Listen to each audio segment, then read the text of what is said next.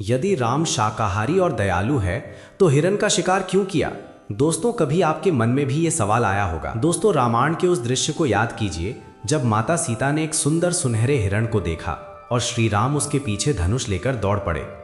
यहीं से एक ऐसा सवाल जन्म लेता है जिसने सदियों से भक्तों और जिज्ञासुओं को उलझन में डाला है। अगर भगवान राम मर्यादा पुरुषोत्तम थे, अगर वे अहिंसा और करुणा के प्रतीक थे और अगर वे पूरी तरह शाकाहारी थे, तो उन्होंने एक बेजुबान हिरण का शिकार क्यों किया? क्या वो केवल सीता जी की इच्छा थी या इसके पीछे कोई गहरा आध्यात्मिक और रणनीतिक रहस्य छिपा था? आज के इस वीडियो में हम पर्दों को खोलेंगे और उन सत्यों को जानेंगे जो अक्सर टीवी सीरियल्स में नहीं दिखाए जाते। कुछ लोग वाल्मीकि रामायण के कुछ श्लोकों का गलत अर्थ निकालकर ये तर्क देते हैं कि राम मांस खाते थे, लेकिन हमें संदर्भ समझना होगा। कंदमूल और फल। रामायण में स्पष्ट उल्लेख है कि वनवास के दौरान राम, लक्ष्मण और सीता केवल वन्य आहार यानी कंदमूल, फल और मेवों पर जीवित थे। अहिंसा का व्रत।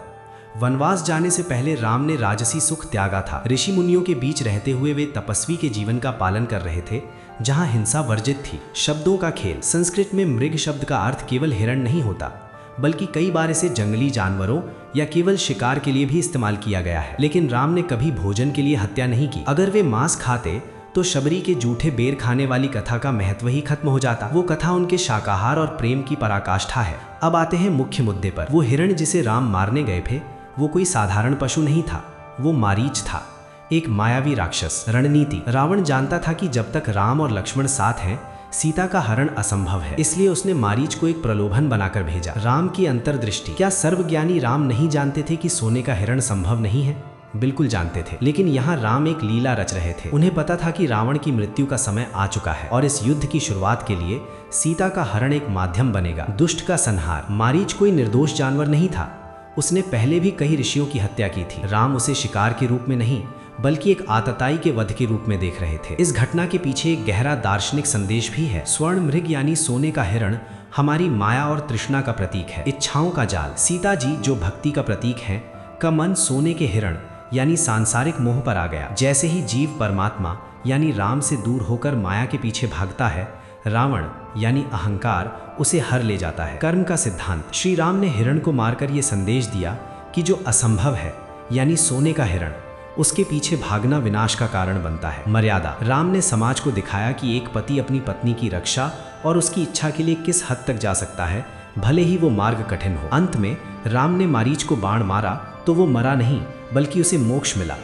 भगवान के हाथों मृत्यु पाना भी उस समय के राक्षसों के लिए सौभाग्य की बात थी। तो सवाल का जवाब ये है कि राम ने हिरण का शिकार नहीं किया बल्कि एक राक्षस का वध किया और ब्रह्मांड को रावण के आतंक से मुक्त करने की नींव रखी। राम शाकाहारी थे, हैं और हमेशा करुणा के सागर रहेंगे। दोस्तों, इंटरनेट और सोशल मीडिया के दौर में अधूरा ज्ञान सबसे खतरनाक होता है।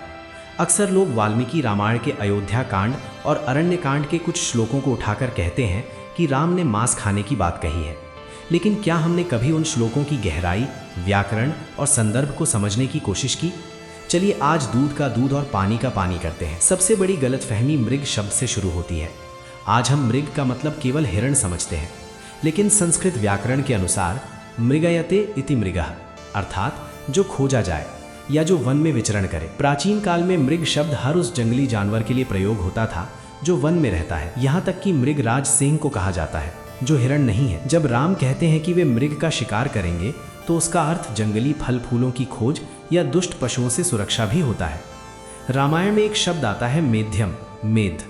आलोचक कहते हैं इसका अर्थ है मांस, लेकिन संस्कृत के अमरकोश और वैदिक ग्रंथों के अनुसार मेध्य का अर्थ होता है पवित्र यानी प्योर। जब राम वनवास जाते समय कहते हैं कि वे मेध्य भोजन करेंगे तो उसका तात्पर्य उन कंद मूल फलों और वनस्पतियों से है जो ऋषियों द्वारा उपभोग के योग्य और सात्विक मानी गई हैं। अयोध्या कांड के 20वें सर्ग के 29वें श्लोक में राम माता कौशल्या से कहते हैं, चतुर्दश ही वर्षाणि वत्स्यामि विजने वने मधुमूल फलैर जीवन हित्वा मुनिवत दामिशम। इसका सीधा और स्पष्ट अर्थ है कि मैं 14 वर्षों तक निर्जन वन में रहूंगा और मुनियों की भांति आमिष यानी मांस और विलासिता को त्याग कर केवल शहद, फल और कंद मूल पर जीवित रहूंगा। यहाँ राम स्वयं आमिष त्यागने की शपथ ले रहे हैं। जो व्यक्ति शपथ ले चुका हो वो शिकार करके मांस कैसे खा सकता है? ये उनके चरित्र के विरुद्ध है। अगर राम मांसाहारी होते तो रामायण का सबसे भावुक प्रसंग शबरी के जूठे बेर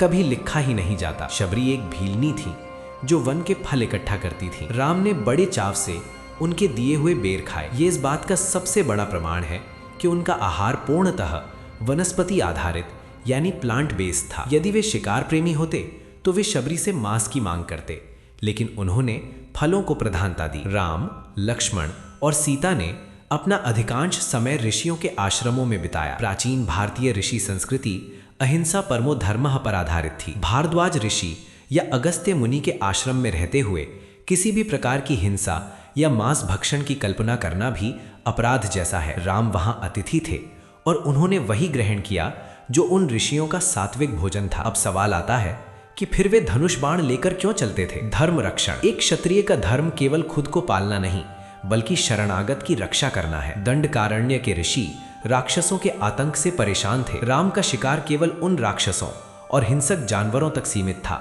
जो यज्ञों में बाधा डालते थे या ऋषियों को मारते थे। मृग्या यानी हंटिंग प्रैक्टिस। राजाओं के लिए मृग्या एक अभ्यास था, लेकिन राम ने वनवास को एक तपस्या के रूप में स्वीकार किया था, विहार के रूप में नहीं। दोस्तों, ये स्पष्ट है कि श्री राम का आहार पूर्णतः शाकाहारी और सात्विक था। स्वर्ण मृग का शिकार कोई भोजन की भूख नहीं थी, बल्कि वो अधर्म के विनाश की पहली सीढ़ी थी। राम ने एक पत्थर से कई निशाने साधे, मारीच को मोक्ष दिया, सीता के माध्यम से रावण को ललकारा और दुनिया को ये सिखाया कि हर चमकती चीज सोना नहीं होती। दोस्तों, रामायण केवल एक कहानी नहीं, जीवन का विज्ञान है। अगर आपको ये विश्लेषण तार्किक लगा तो इसे शेयर जरूर करें और चैनल को सब्सक्राइब करें।